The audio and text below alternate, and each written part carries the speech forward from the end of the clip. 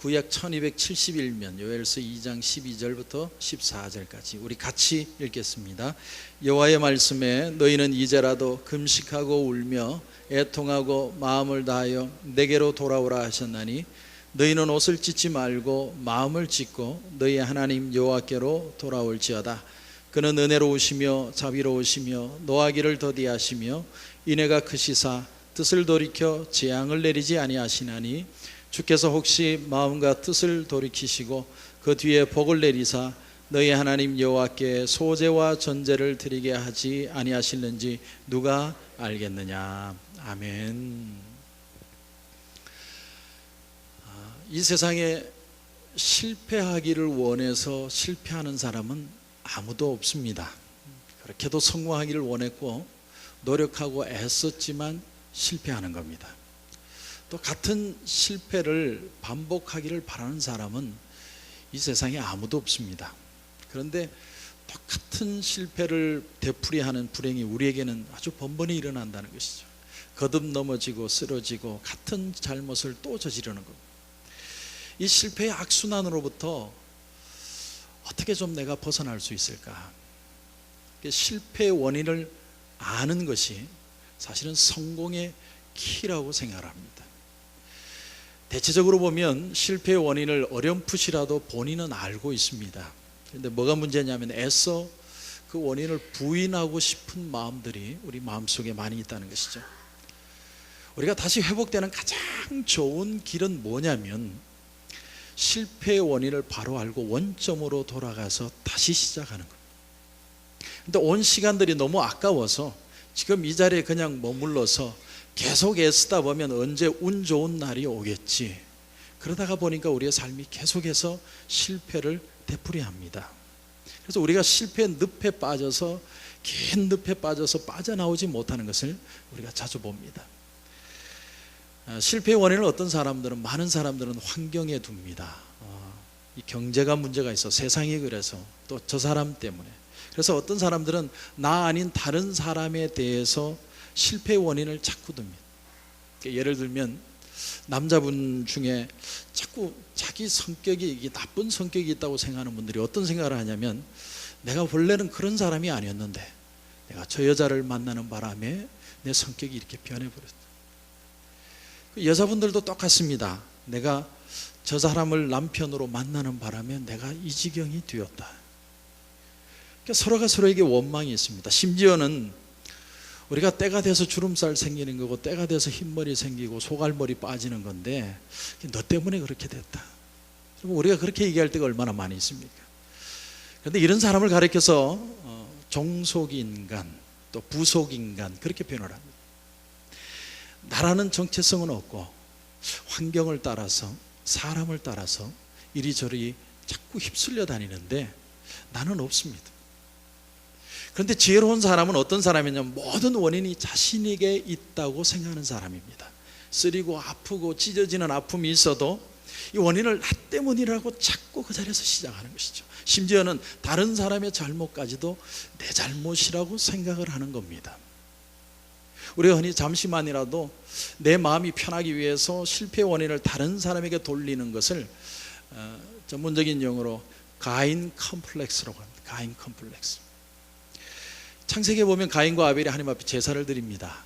근데 제사를 드리는데 아벨은 정성껏 드렸는데 가인은 대충 드렸던 것 같습니다. 하나님이 가인의 제사를 받지 않으셨습니다.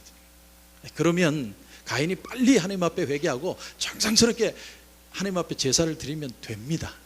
그런데 가인은 제사가 상달되지 않은 원인을 어디서 찾았냐면 내 동생 때문이다.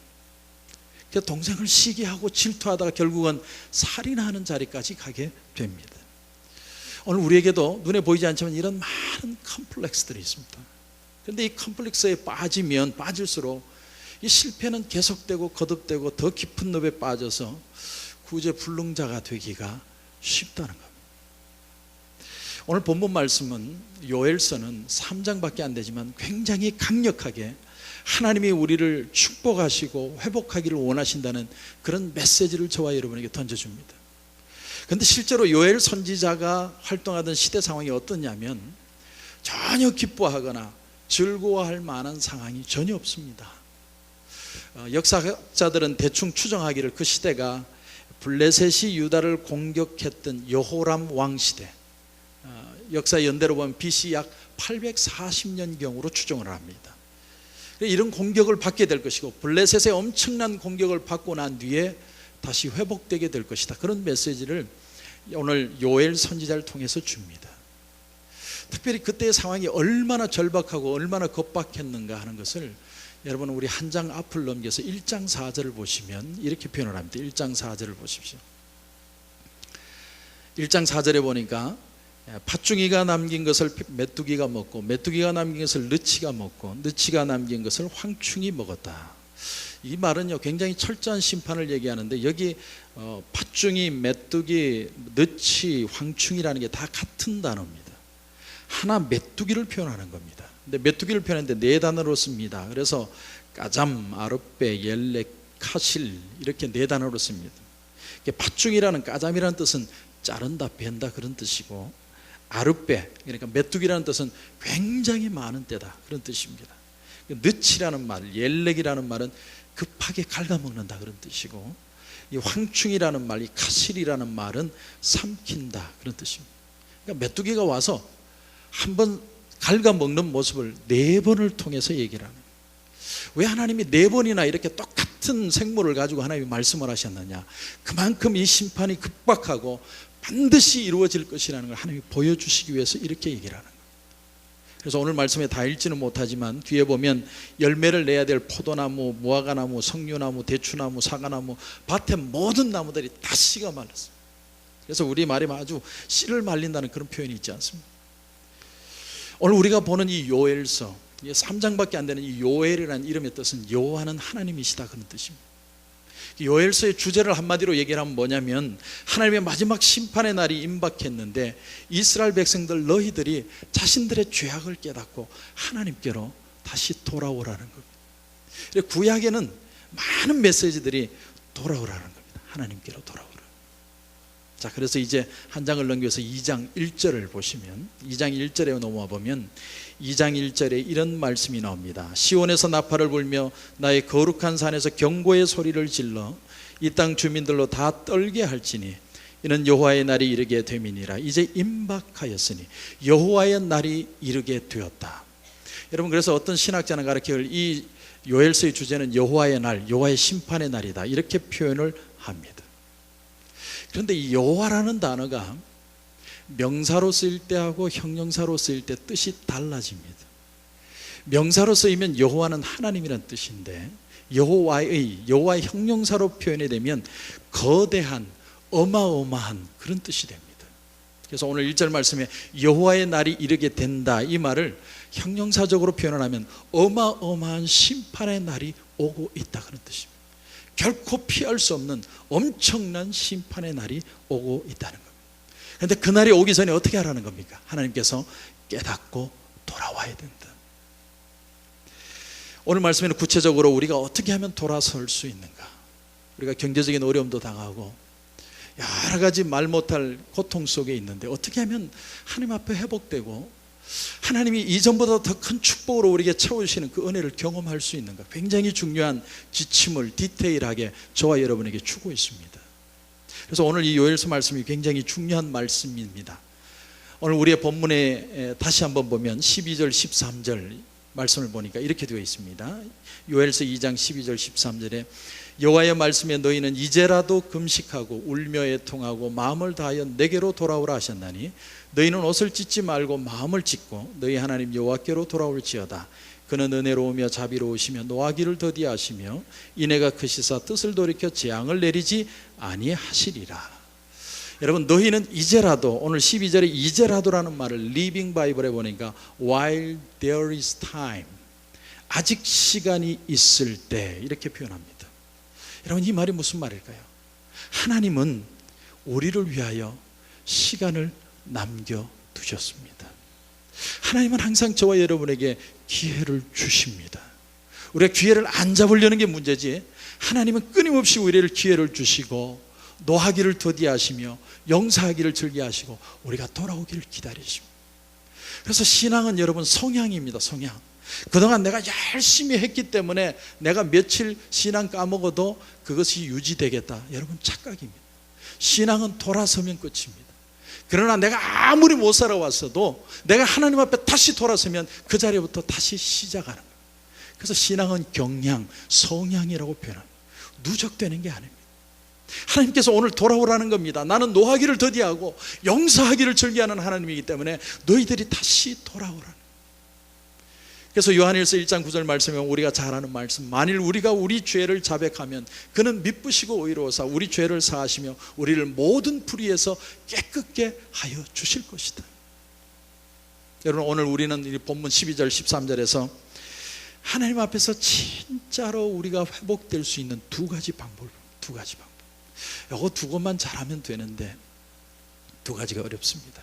하나는 애통하라, 두 번째는 돌아오라. 근데 어떻게 애통하라고 합니까? 금식하면서 울면서 애통해라. 또 돌아오라고 그럽니다. 그런데 어떻게 돌아와? 마음을 다하여. 13절에는 마음을 찢고 돌아오라. 여러분, 애통하고 돌아오는 것, 마음을 찢으면서 하나님 앞에 돌아온다는 것이 과연 여러분 무슨 말이겠습니까? 여러분, 회개는 감상이 아닙니다. 지식이 아닙니다. 우리가 생각을 바꾸는 것으로 끝나는 정도가 아니라 이것은 내가 온 마음을 다해서 하나님께로 어렵지만 울면서 돌아서는 것이 회개입니다. 유명한 철학자 파스칼이 이런 말을 했습니다. 사람은 세 가지 부류의 사람이다. 첫 번째 부류는 어떤 부류냐면 하나님이 있든지 없든지 별로 신경 안 쓰고 사는 사람이다. 그죠? 세상에 휩쓸려서 환경 탓하고 사람 탓하고 하나님이 있든지 없든지 난 별로 상관없다, 그렇게 생각하는 사람이 있다는 것이죠. 두 번째는 어떤 류의 사람이 있느냐면 하나님을 지금도 찾아가고 있는, 지금도 하나님을 찾기 위해서 애를 쓰는 철학적인 사람이 있다고 그랬어요. 하나님이 우리에게 은혜를 주시는데 어딘가 하나님이 있겠지, 진리가 있겠지, 그래서 아주 그 무지개를 쫓아가는 아이처럼 계속해서 하나님을 찾아다니는 사람, 근데 아직 못 찾았습니다. 세 번째 부류는 어떤 사람이냐면 하나님을 발견하고 그를 섬기면서 그 안에서 감사하며 사는 사람이 있다는 거예요. 내가 하나님을 찾는 줄 아는데 이미 나는 하나님 손안에 있다는 것을 깨닫게 되는 겁니다. 내가 하나님을 사랑하려고 애를 쓰는데 그것이 아니라 하나님이 이미 나를 사랑하고 있으시다는 걸 깨닫게 된 겁니다. 그리고 감사하고 감격하고 기뻐하고 하나님 품으로 다시 돌아와서 그 은혜에 감격하고 살아가는 사람. 그래서 파스칼은 사람은 세 종류의 사람이 있다, 이렇게 표현을 합니다. 우리가 오늘 말씀을 통해서 하나님을 발견하고 그 은혜 안에서 날마다 더 감사하고 기뻐하며 살 수 있는 방법이 뭘까? 첫 번째는요, 오늘 말씀해 보니까 애통하라. 애통하라는 말을 보다가 제가 어디를 찾았냐면 우리가 잘 아는 말씀 마태복음 5장 4절 말씀을 찾았습니다. 애통하는 자는 복이 있나니 그들이 위로를 받을 것이며. 애통이라는 단어를 헬라어 단어로 보니까 펜순테스라는 단어를 씁니다. 영어로 표현하면 어떻게 되냐면 strong word for the mourning. 너무 극심하게 우는, 그냥 보통 우는 게 아니고 막 찢어지는 가슴을 안고 우는 겁니다. 여러분, 창세기 37장에 보면 야곱이 아주 애지중지하며 사랑했던 아들이 하나 있습니다. 12아들인데 11째 아들을 사랑합니다. 장자만 채색 옷을 입히는데 11번째 아이에게 채색 옷을 입혔습니다. 그렇게 사랑한 아들, 우리가 잘 아는 요셉입니다. 근데 요셉이 도시락을 싸가지고 형들을 갖다 주기 위해서 갔다가 그만 동물에게 찢겨서 죽었다고 그 찢어진 피 묻은 옷을 가져온 형들의 모습을 보면서 야곱이 통곡을 합니다. 내 아들 요셉아, 얼마나 통곡하지 모릅니다. 여러분, 그 통곡이 바로 애통이라는 단어예요. 애통한다. 오늘 우리가 깊이 생각해야 하는 것은, 애통한다는 것은 그렇다면 어떤 의미가 있을까? 이것은요, 다시 말씀드리면 자기 성찰을, 자기를 다시 이해하기 시작한다. 내가 누구냐를 다시 보기 시작한다, 그렇게 해석할 수 있습니다. 성경에 보면 어떤 관원이 예수님을 찾아왔습니다. 그리고 이렇게 질문을 하죠. 어떻게 하면 선생님 내가 구원을 얻을 수 있겠습니까? 예수님이 이 말씀 저 말씀 다 하시다가 마지막에 뭐라고 하시느냐면 네가 가지고 있는 재산 다 팔고 너는 나를 쫓아라. 성경에 보면 그는 재산이 많은 거로 근심하며 돌아갔다, 이렇게 표현을 합니다. 여러분 가만히 한번 생각해 보십시오. 이 사람의 마음속에는 애통이 없습니다. 내 자신을 깊이 들여다보는 성찰이 없습니다. 그에게 지금 중요한 것은 애통하는 마음이 아니라 돈을 아까워하는 마음입니다. 내가 벌은 것, 내가 이루어 놓은 것, 영생이라는 문턱에서 내가 이루는 노력들에 비하면 지금 하나님 앞에 깊이 자기를 바라보는 것이 별로 의미가 없다고 생각하는 것이죠. 바리새인과 세리가 하나님 앞에 기도를 합니다. 근데 바리새인들은 도덕적으로 얼마든지 세리보다도 의인이었고 그들은 열심히 있는 사람들이었습니다. 그런데 그들에게 없는 것이 뭐냐면 그들은 교만했고 눈물이 없었습니다. 근데 세리는 어떻습니까? 하늘을 우러러보지도 못하고 가슴을 치면서 나는 죄인입니다 고백하면서 하나님 앞에 눈물로 기도하는데 주님이 이런 표현을 하십니다. 그 세리가 위로를 받았고 의롭다 하심을 얻었고 은혜를 입고 돌아갔다. 여러분, 자기 부정이 없으면 절대 통곡할 수 없고, 통곡할 수 없으면 자기 자신의 정체성을 발견할 수 없습니다. 그래서 애통하는 마음이 축복입니다. 느헤미야가 예루살렘 성이 무너진 모습을 보면서 옷을 찢고 눈물을 흘리며 하나님 앞에 기도합니다. 예레미야 선지자는 백성들이 망할 모습을 보면서 얼마나 고통스러운지 장자가 찢어지는 고통을 가지고 눈물을 흘리면서 얼마나 많이 울었던지 눈물의 선지자라고 표현을 합니다. 로마서 9장을 보면 사도 바울이 한평생 복음을 전하면서 가슴에 가지고 있는 부담이 있었습니다. 그게 뭐냐면 내 사랑하는 유대인들만 보면, 내 백성들을 보면 눈물이 나서 견딜 수 없는 마음이었습니다. 어떤 분 신방을 갔다가 참 귀한 간증을 하나 들었습니다. 아버님이 목사님이신데 목회 잘 하시다가 말년에 선교지로 떠나신 겁니다. 왜 그렇게 하셨느냐? 이유는 하나밖에 없습니다. 사실인데 목사는 신방하면서 바쁠 수는 있어도 전도하기는 참 어렵습니다. 목사님 평생 마음속에 이런 부담이 있었던 거예요. 내가 하나님 복음을 정말 전해야 하는데. 그래서 말년에 아프리카로 선교사를 떠나요. 그래서 거기서 말씀을 전하는데 어떤 사람이 와서 칼로 위협을 하는 거예요. 너 한 번만 더 전하면 너 죽인다. 근데 그분 목사님의 말씀의 고백이 뭐냐면 내가 그 소리를 들을 때 내 마음이 기뻤다.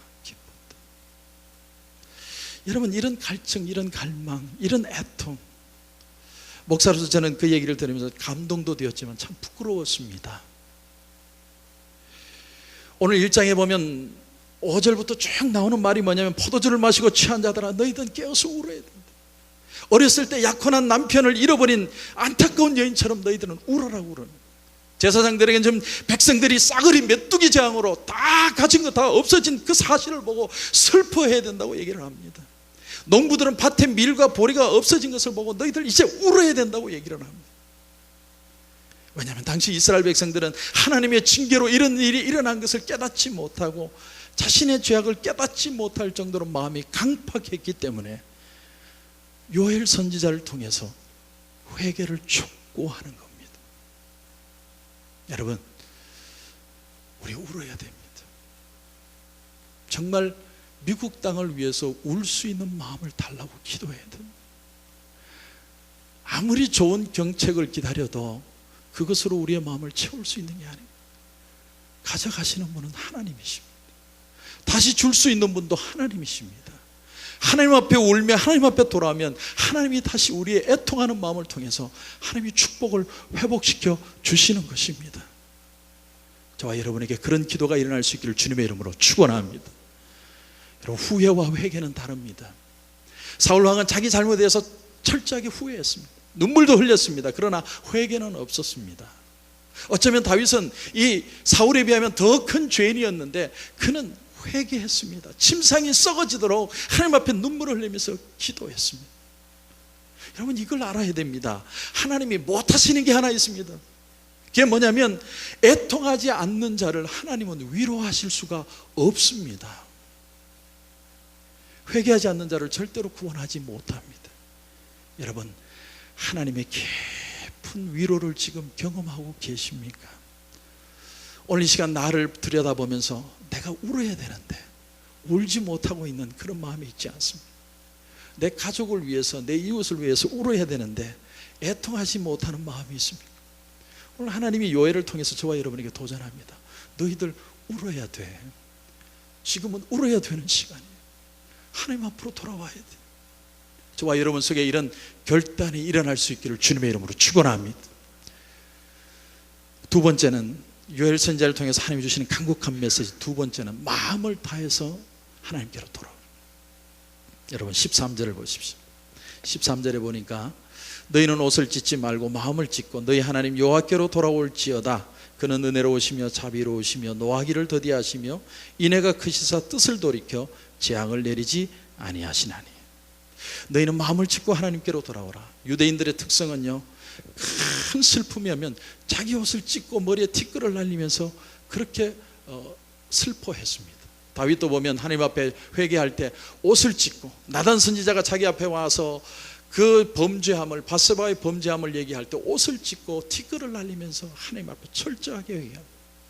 근데 오늘 말씀에 뭐라고 얘기합니까? 옷을 찢지 말고 마음을 찢어라. 히브리 원어에 보면 키루 리브 바켐 이렇게 되어 있습니다. 이 단어는 철저한 내적입니다. 이 세상의 모든 것을 다 잊어버리고 내 마음을 온전히 하나님께 드릴 때 이런 단어를 씁니다.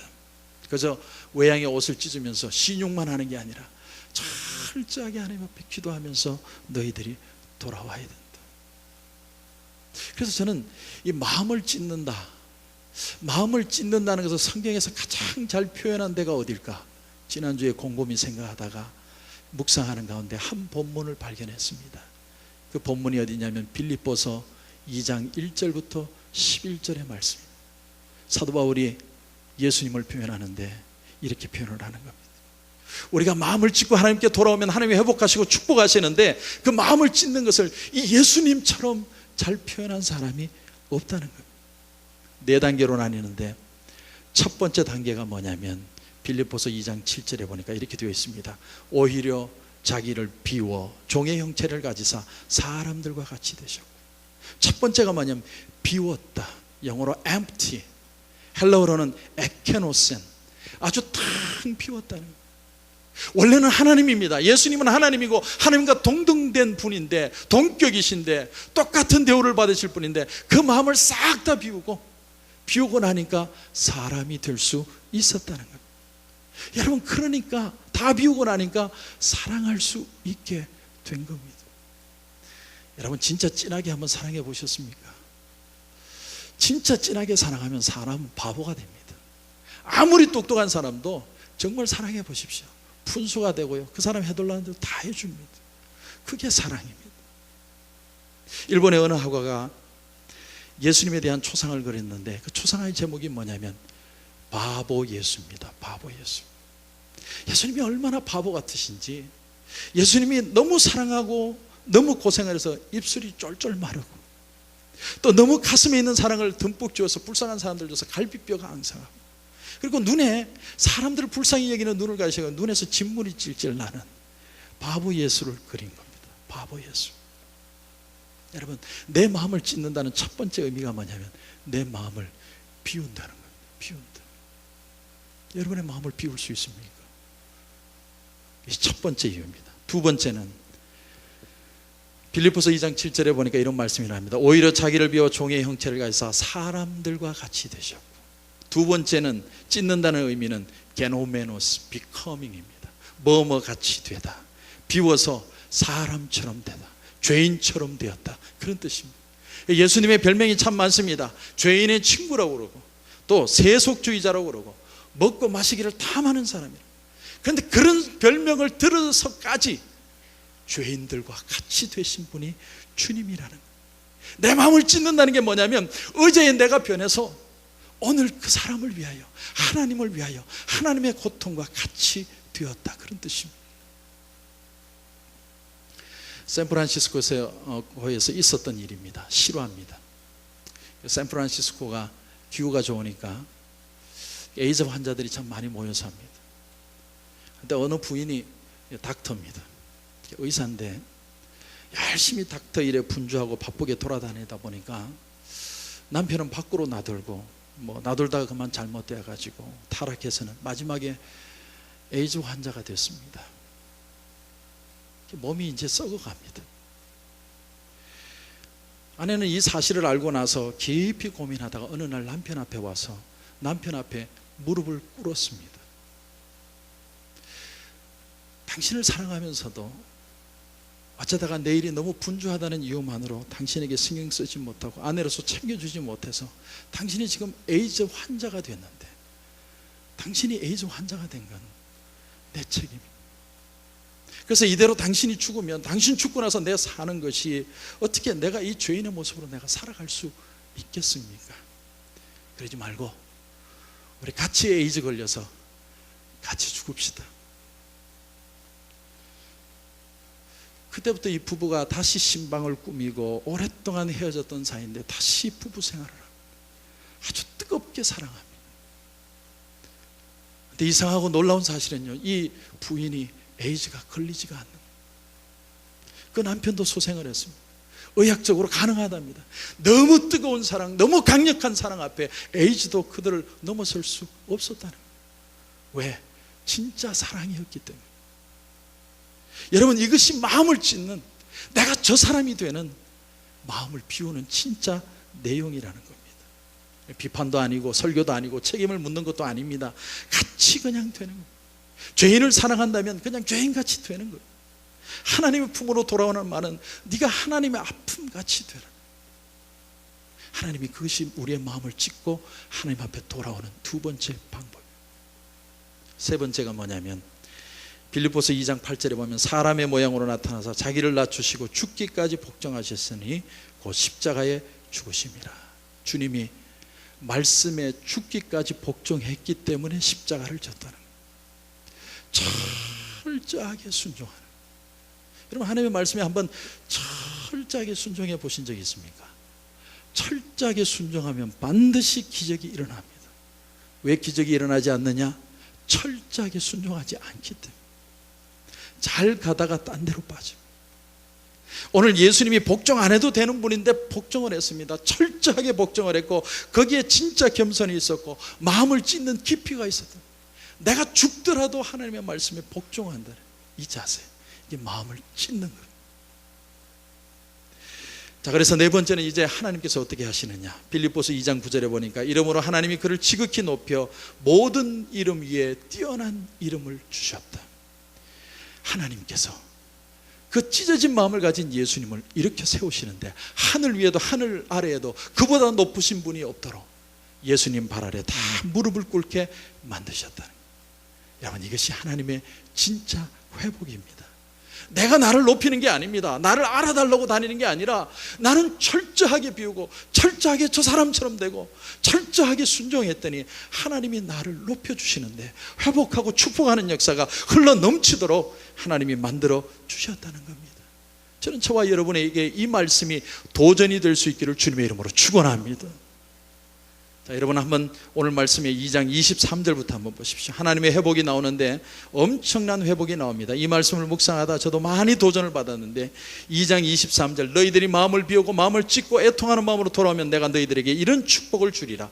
23절을 보니까 시온의 자녀들아 너희는 너희 하나님 여호와로 말미암아 기뻐하며 즐거워할지어다.